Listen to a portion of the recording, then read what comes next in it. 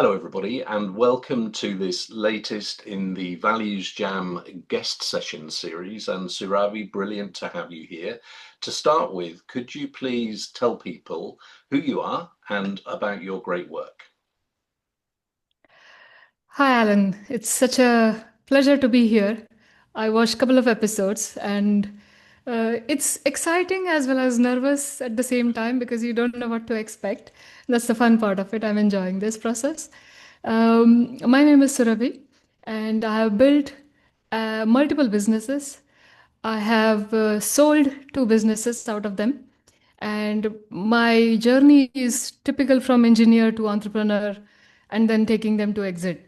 So the entire flow of a business cycle is something that I've experienced.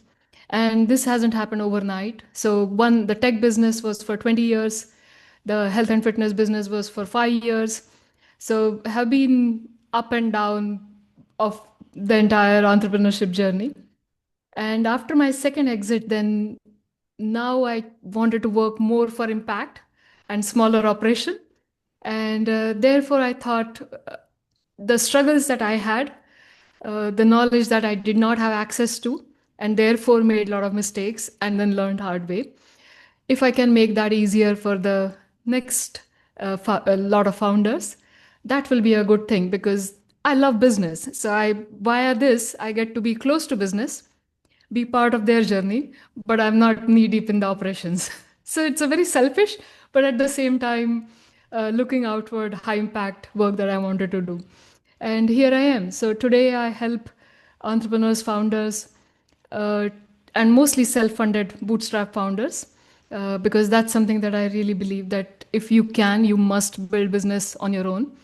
Not because it's all for freedom, right? We mostly start the business because we want to be free, and then there's no point taking money from somewhere and putting a rope in our neck and giving it to them. Um, but so the journey, my work today is help these founders build a business that is of high valuation, build it as true asset, and understand that what asset means here in a business, so that when they are ready, they can exit. They Right. can do a succession planning, or they can get exit as in not just sell, but there are 12 paths Yeah. of exit. Yeah. I recently released a guide called 12 paths of exit. Which one are you on? And there's a lot of education happening here, and I'm loving every bit of it. Founders don't realize that all of us exit one day.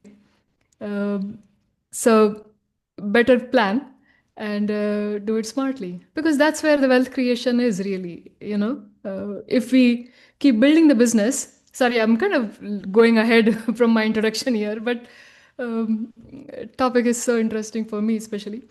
Um, if you just keep building the business and growing the business, you're always cash flowing it, right? You're putting it back. Money is going back in the business. Yeah. You never feel rich unless you cash out.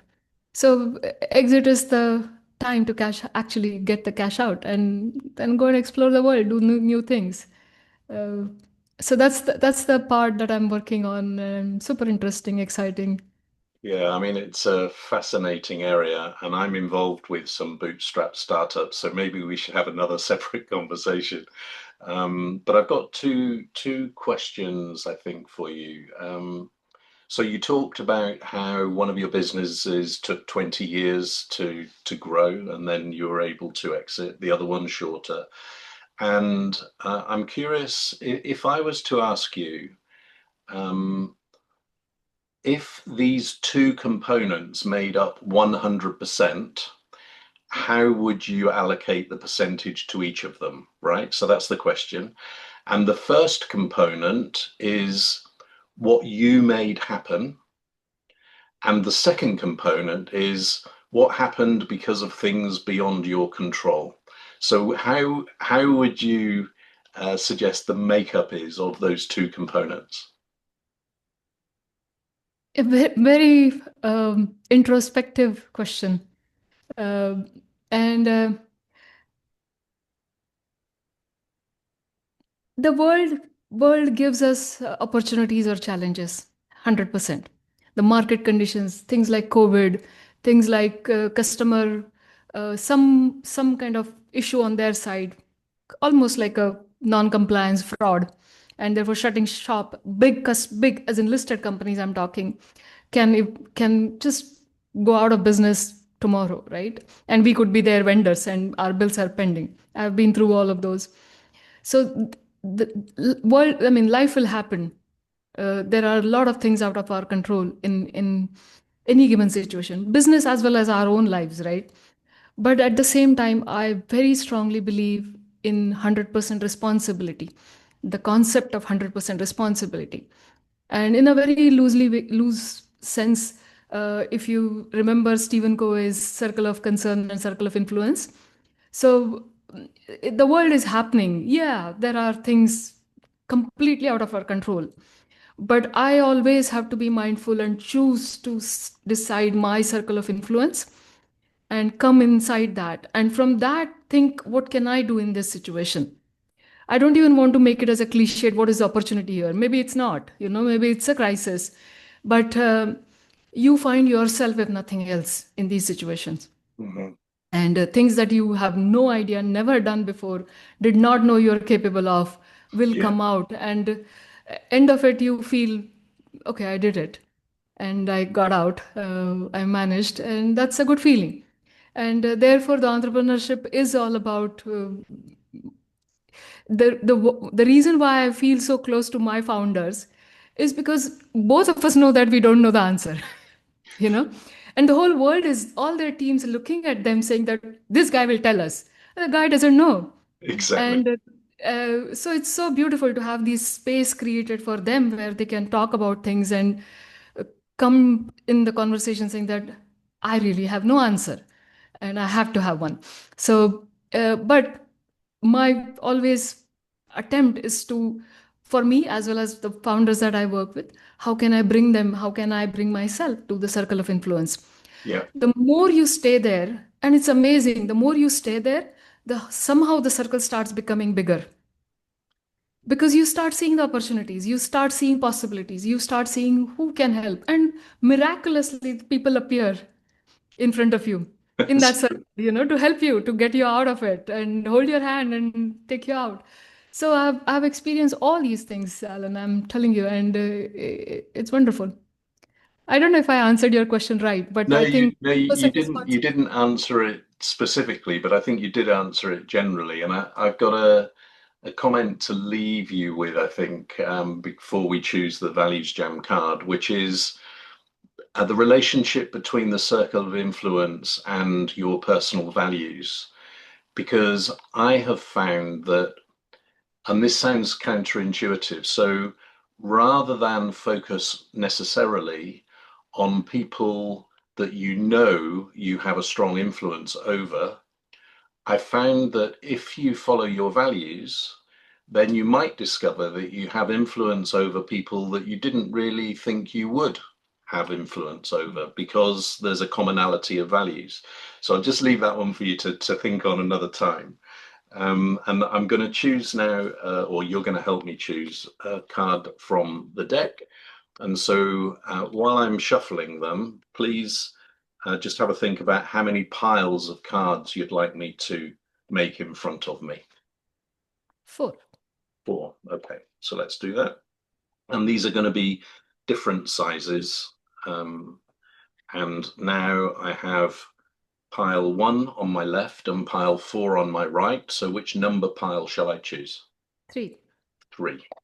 Okay, and so we've got 3, 6, 9, 12, 15, 18 cards. So a number between 1 and 18. 2. Number 2. Okay.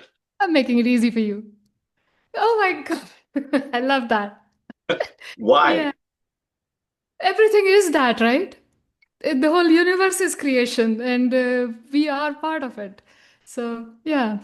Oh, well, I'm glad you're pleased with the card that you've chosen. And the first question is really, you've started to answer it, but what does creativity mean?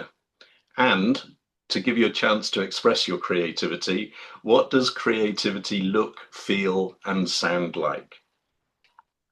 Can I give a spiritual answer to Of this? course you can. So, my true belief and everything, my attempt as in my effort or my focus, if I may call that, is to uh, be in my center and alignment, that the flow bigger than me flows through me, and that creates. So I have really worked on this for myself, where I know that I'm blocking it, and then I'm not trying to be creative. I'm trying to remove whatever is blocking it, and therefore it flows. And if the things get hard, I just take a nap. I know that I can't fight this.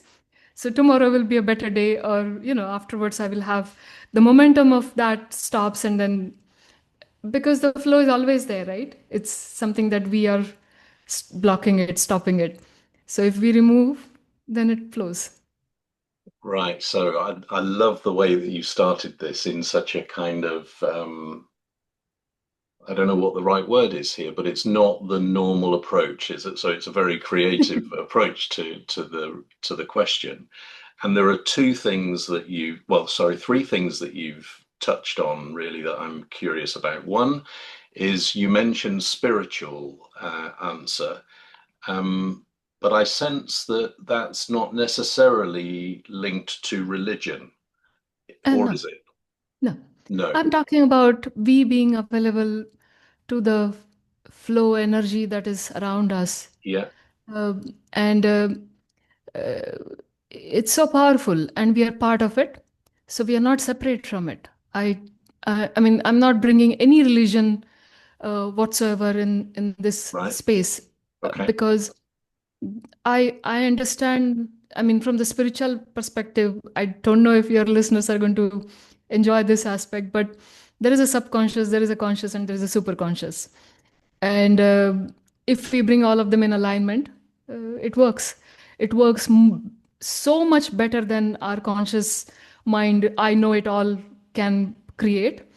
uh, we are required. Our upbringing, our values, our way of thinking, our worldview, our lens matters. But if it is in alignment with all other things, we create bigger than, better than what we have done before. And that's the growth. That's my Yeah. true, genuine understanding of life as is. Okay. And the other two things that you kind of prompted me to think about was you mentioned having a nap.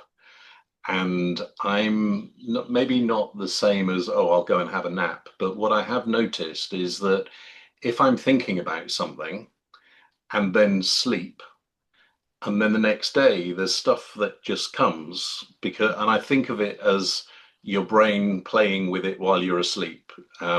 And I don't know what the research in that space says, but it feels like something is happening. So there's that. And then the final one is this thing about what seems to be a totally false sense of security in our ability to know what is. We, we plan and we say, oh, these things are going to happen, but what we know is such a small percentage of what is that that's futile. Yeah. And I'll just give you a very quick example. So a few years ago, my daughter gave me a poetry book for Christmas, and I decided to have my New Year's resolution to. It was a poem for every day of the year, so my New Year's resolution to read the poem. I'm involved with World Values Day, which happens every year in October, and around about April time, we were thinking about what initiatives to have for World Values Day in October.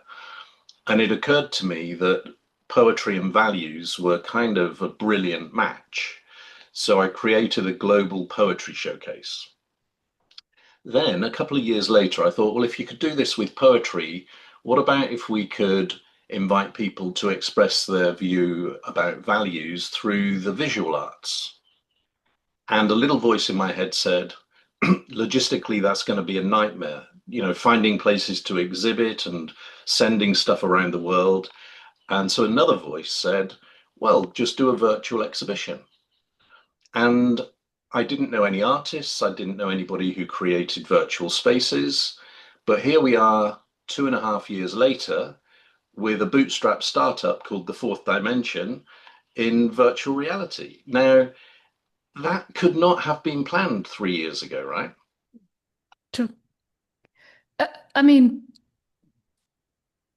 I really have nothing to add to this because I this is see this is what I've meant by this is a creation beyond you, Yeah. beyond your conscious awareness. You know, if you think that I have to have all the answers and then I will take first step, you are not trusting the power that is bigger than you to support and sustain you through the journey.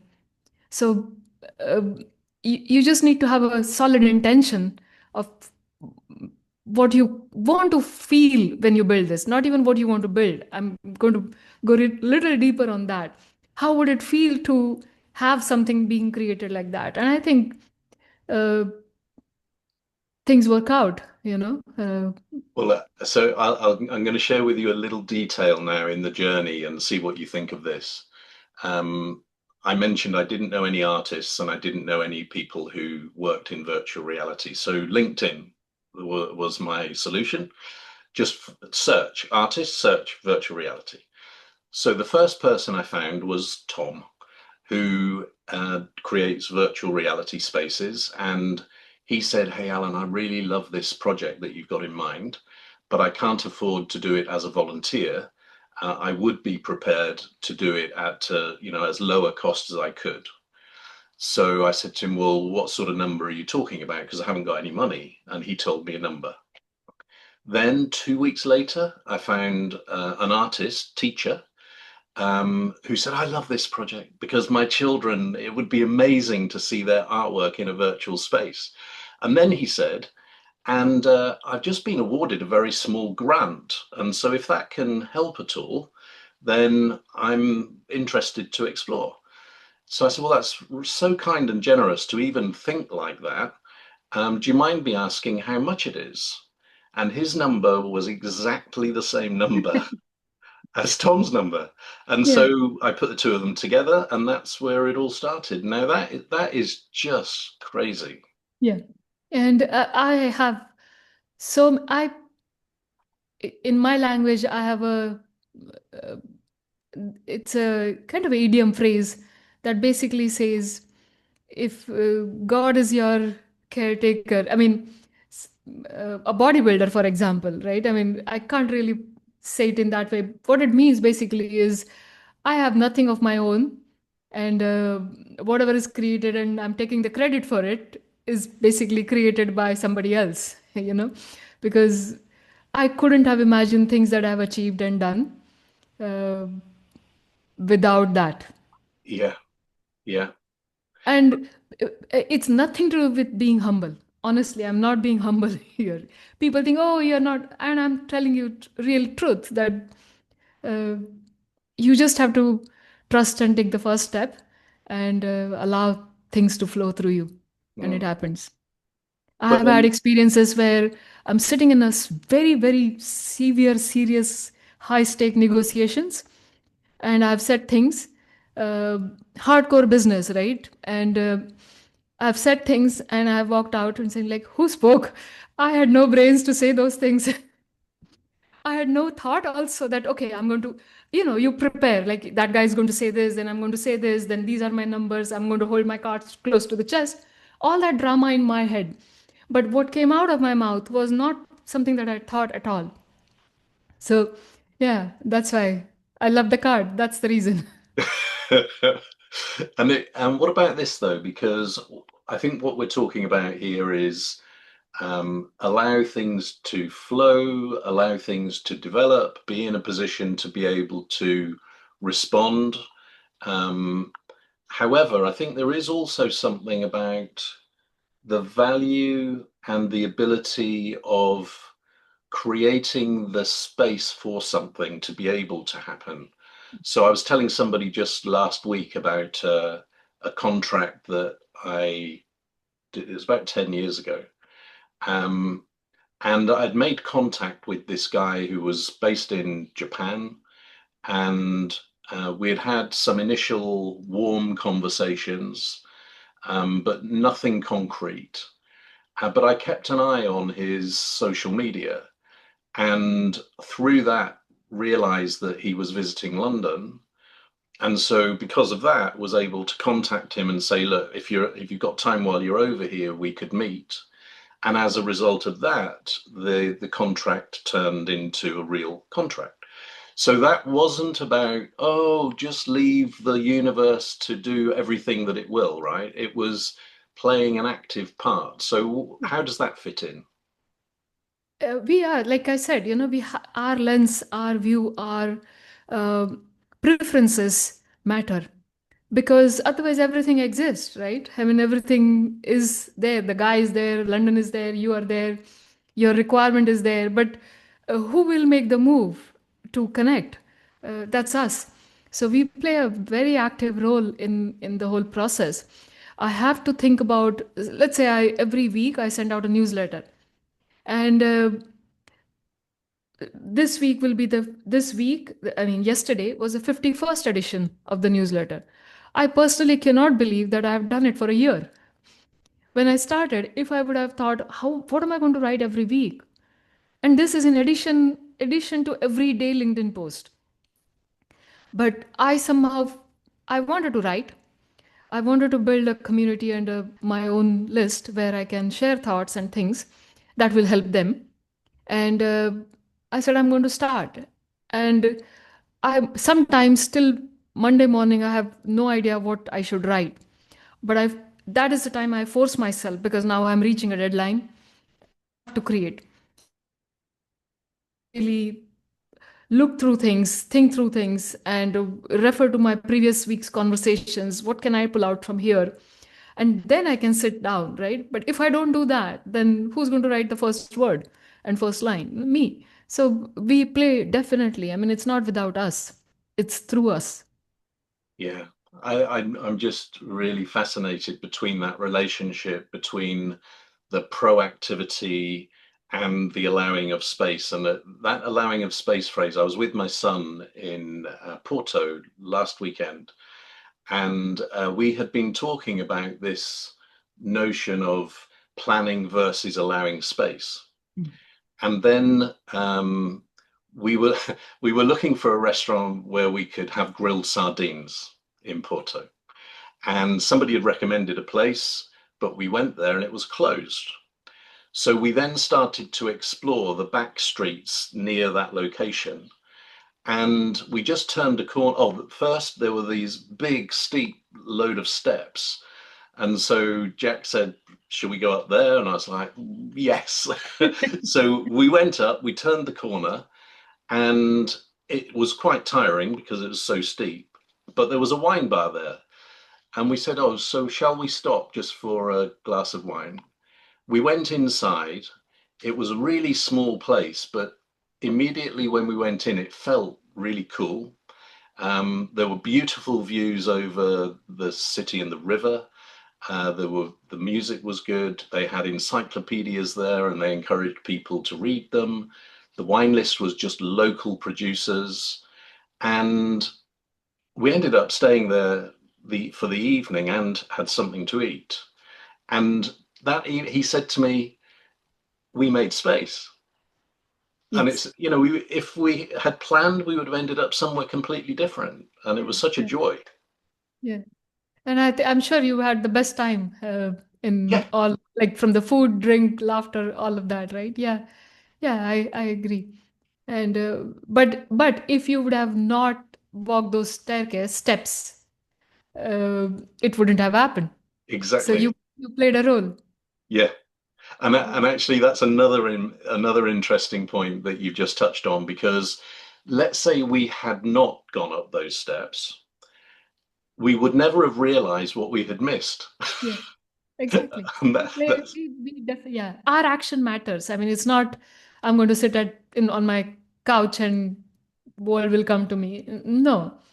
But if I take my one step, then other four will come. yeah. So what about that second part of the question then? So when you think of the word creativity, what images come to mind, what sounds come to mind, and what feelings come to mind?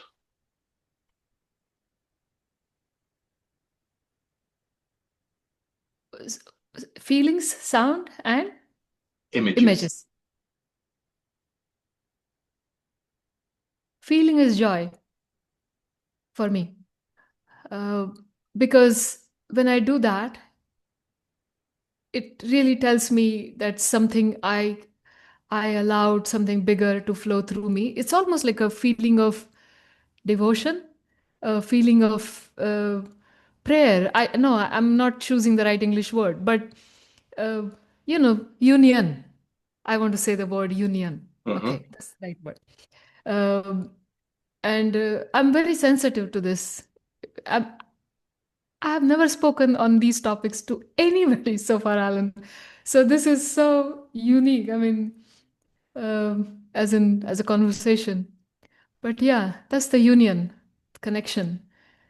That's the image also. Me being in alignment. Uh, sound, no. Okay. Uh, yeah, it's quiet. Okay. So for me, I'll start with feelings like you did. So mine is not joy. It's being awake or stimulated in some way because something is different. So when I see something that I think is creative, it's like not boring, not the same as you're expecting. It's wow, that's really made me take it. But what if that happens most of the day, most time of the day? Um, that's okay. That's you. No, then you would feel joy. Oh, I see. I see. If it happens as a moment in time, you capture it and you think, oh, that was special. But if that is consistent, then you will feel, oh my God, Ah, okay, I well, had a. that's interesting. But so I'm not going to agree with that because I can see something that I might not actually like, but I still appreciate it for the creativity. So, some modern art, for instance, I sometimes think, really? But I still appreciate the Okay, creativity. I wasn't thinking about outside anything, like Okay. from the creation of somebody else's creation. Right. Uh, I would capture that moment in my head, even if I don't like the work of art Yeah. that is being put in there. I would still think that that guy must have really either been in the zone or not. And if he felt like I should produce it and publish it to public, then maybe he was in the zone. Yeah. So I will completely ignore the artwork, which I do not appreciate. Maybe sometimes it could be very violent. Sometimes the colors and everything could be not into Exactly. my Yeah. liking. But I can see that that guy was.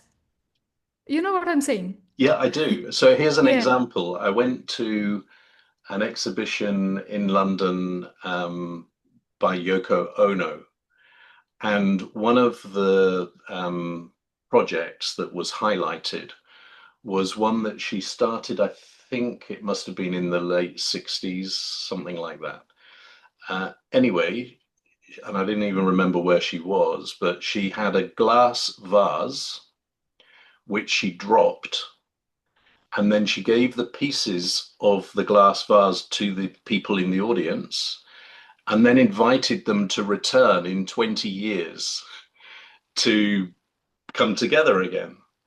And I just thought, wow, for somebody to be able to think like that, I Yeah. really respected it. And then a little voice said, yeah, but probably it never Yeah. happened. Yeah. So yeah, that Yeah. sort of feeling for sure. Sound, interestingly, that you said silence. Mine was any music.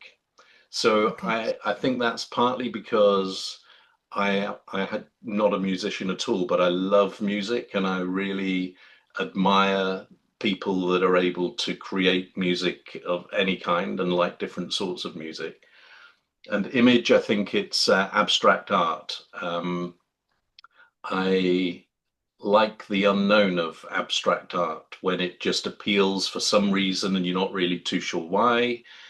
Doesn't necessarily mean anything, and that's okay.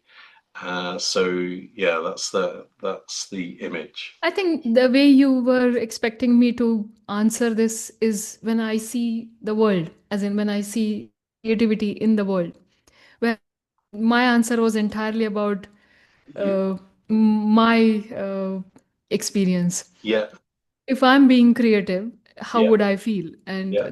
yeah, interesting. Mm. So on that, so here we're talking about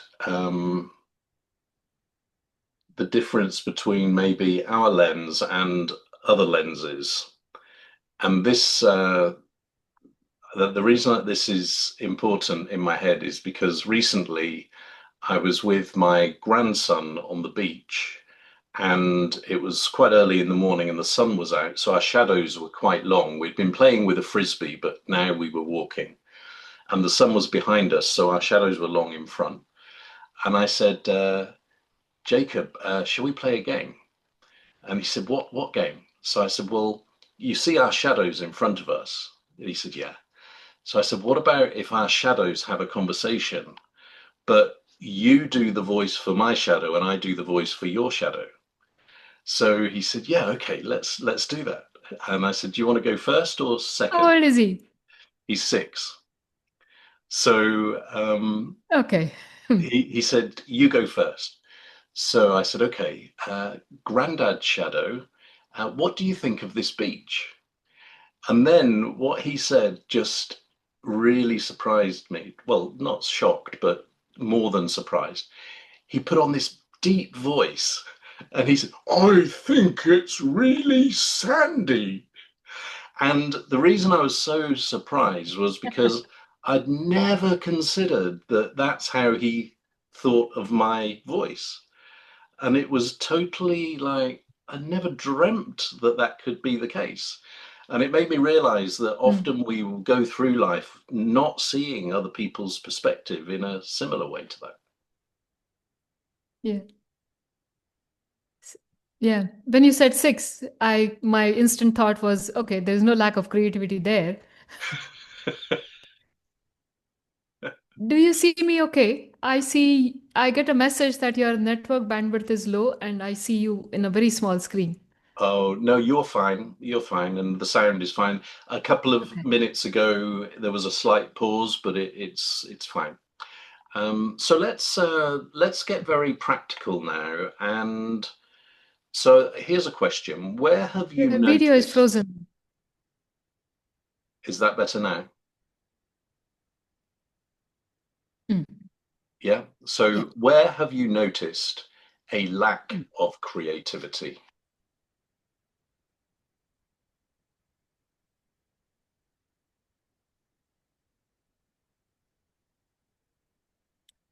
Uh, Ego clashes. Okay. Say more.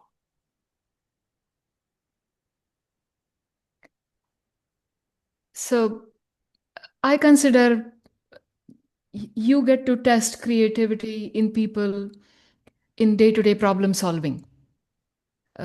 It could be business, it could be just on the home front, and that's the real test of creativity, right? Because there is a situation, the resources are limited, time, money, uh, whatever, and we have to make this work. And sometimes stakes could be higher, sometimes performance is required, so many like things attached to it. Um, and creativity is required at that time. But if there are two people involved and they have difference of opinion on what's the right way to go forward, then none of them will actually, no option will be tested and get done. Mhm. So maybe either option would have worked, and after two steps maybe they would have figured out a better way of doing things, but they wouldn't just take that first step because they couldn't agree on the way of moving forward. So I think the world would be a lot more creative. The businesses could be making a lot more money, serving a lot many people if that one aspect was not coming up so much. And when I say ego, I'm talking about insecurities. I'm talking about who said what, he said, she said of the world. All of that, I'm putting it as one bundle, as me and my opinions, and why I need to protect them. Yeah, it's a great answer, and I'm just thinking that in some ways it's more important to do something rather than do something specific. Yeah. So like in those two, that example with those two people, rather than them spend their time arguing about who is right, don't worry about that. Just choose one and get on and do it. And then if you allow that, and if the other person gives the permission, I do not agree, but let's go. Yeah, um, the other person who's maybe is totally wrong also gets an opportunity and space to agree that accept that he was wrong, he or she was wrong, yeah, and therefore change the course of way, right? yeah. So again, that's collaboration in a simpler terms, right? I mean, we can agree to disagree and still move on, and let's solve this, let's fix this. Yeah. Actually, I'm thinking of a situation that I was involved in where that wasn't so easy to do what we've just described. So it was a learning and development course at a management college, and we were in groups of about 7 or 8 people, and we were given a task which involved um, a plank of wood on a piece of rope from a tree and having to get people from one side to the other in a certain way. I can't remember the specific detail. But anyway, for some reason, I just had a flash of the solution in my head. And I said the guys were starting to say, oh, shall we do a plan and, all of this sort of thing. And I said, guys, we don't need to. I think I know how to do this. And they were very skeptical. And somebody said, what we should do is consider all of the different options. And so I said, look, we don't need to do that. This won't take very long. And if I'm wrong, then maybe we can go and do the plan. So eventually, after, I don't know, maybe a minute of this, they agreed. And we did it. And the instructor told us it was the fastest time that any group had ever done this exercise in. But it was pretty uncomfortable for a while because I was having to ask strangers to trust me when it was just this idea. So that kind of goes against what we were saying earlier about, um, well, if you give each other permission and all of that sort of thing. Yeah. Uh, we are not always right, but we are all experimenting. So Yeah. if we just accept that and not really take that very personally, uh, I think it's okay. Um, it, maybe 20, definitely 15 years back, up to 15 years back, I would get so stressed out if there were guests coming in. We were entertaining at home, right? The dinner table needs to be set in certain way, the glass and all of that. And my husband's friends who would come, they wouldn't care for whatever. They were just happy to have a good meal and say thank you to me. And after a while, I realized that first, they don't care. They're happy with just getting the nice food. If the glasses and tables and everything matched, doesn't matter. And third most important thing, if one of them is going to judge, it's okay. I'm not the best. I don't even have to claim that I'm the best at this, right? I just wanted to happily cook something and feed you guys. That's about it. If you're happy with that, great. If not, don't come again. So, and I'm happy with that also. But it never happened. And as a result of that, I enjoyed the whole process a lot more than fear of being judged. Yeah. And the way you're saying, I mean, why this story came in my head is, yeah, they are strangers. You don't know if this is going to work for sure, but what happens if it doesn't? Oh, yeah, I failed. I thought it will, but let's try something else. If we don't really take that personally and say that, oh, how can I be so dumb, then you are judging more than others. And that's where we feel worried and scared, maybe a little bit. Yeah. It's But it's again, that's also an ego. it's just such Yeah. a simple example, isn't it? That entertaining at home, and yet I'm feeling that it opens up so much. Why? My original or my first career was commercial hospitality management. So I ended up running five-star hotels and conference centers. So I do feel a great sense of personal attachment to hospitality done very, very well. And I'm like Yeah. you, if and I'm still like this, that I want things to be just so. Um, Partly for the guest, but almost as much for me to know that I've done my very best for it to be what it can be. Um, and also simple things like imagine that the event is a buffet where you've got plates and cutlery and then the food. And so I'll be thinking, well, how can we avoid people getting in each other's way and for things to be close to each other so that it can be done in the best way rather than, oh, just put everything in the room, it'll work out on its own. Yes, it will, Yeah. but at what cost? But there's a difference. You were taking money from them, so the service was expected.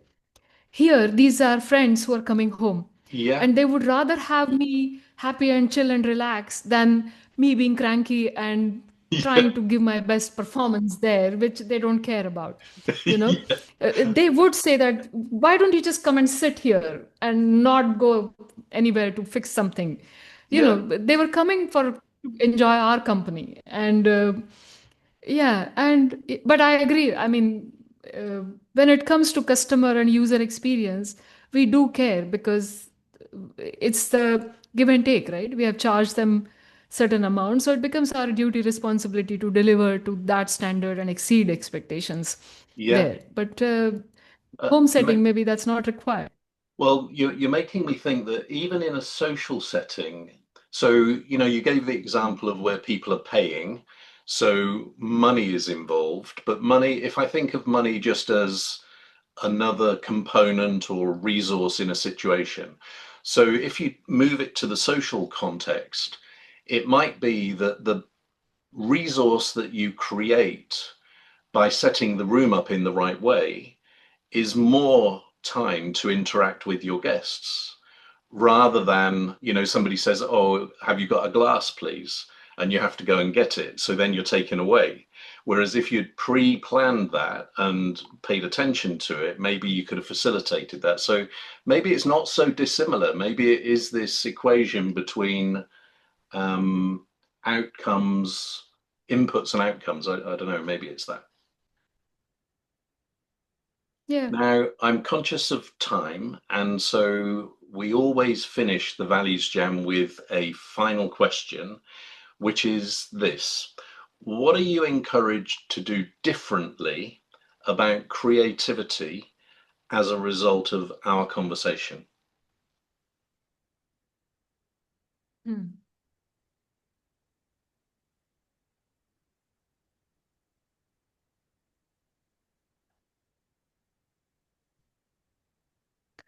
I think I would like to really pay attention to what's the sound like because that was I didn't have an answer. And yes, it could be silence, but I'm saying silence right now because I don't have any other sound.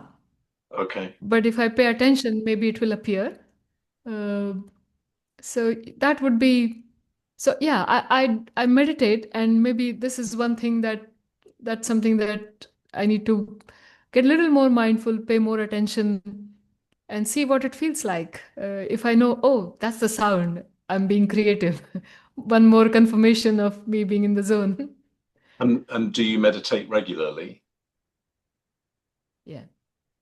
Okay, so you'll have chance to So do. journal, Journal and meditation, these two things have been my, uh, I mean, everything that I've built, everything that I've created so far is through these two practices. Okay. Uh, and yeah, uh, sometimes it's longer, sometimes it's shorter, but yeah, it's essential, it's important because that's the place of being getting clarity.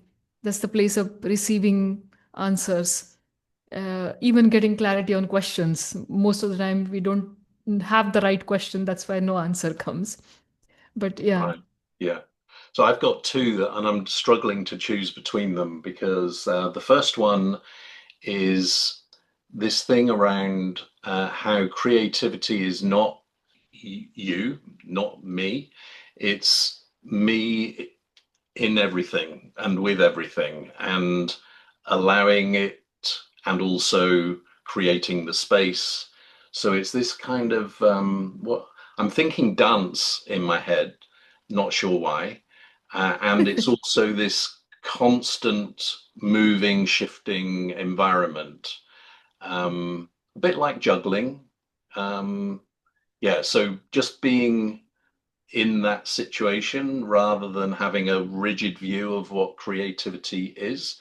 And then yeah, the other one, I can't say that I'm going to commit to this, but it is going to be in my head to pay less attention to the detail of setting up hospitality.